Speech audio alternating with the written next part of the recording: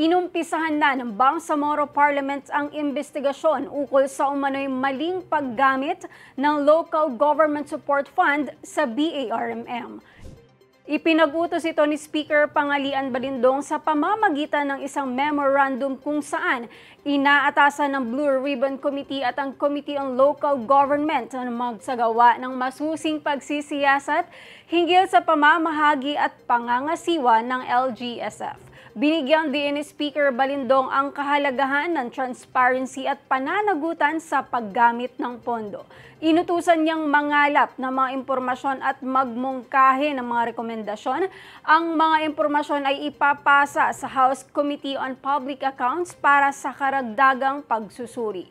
Sa pagsisimula ng investigasyon, ipinaliwanag ni Obayda Pacasem, Minister ng Finance, Budget at Management, na ang LGSF ay inilaan upang magbigay ng suporta sa mga proyektong pangkaunlaran sa mga lokal na komunidad. Tinitignan din ng committee kung may mga paglabag o maling paggamit ng pondo upang matiyak na magagamit ito sa mga proyektong makikinabang ang mga komunidad. Inimbitahan bilang mga resource persons ang MFBM at ang Office of the Chief Minister upang magbigay ng mahalagang impormasyon ukol sa pamamahala ng pondo.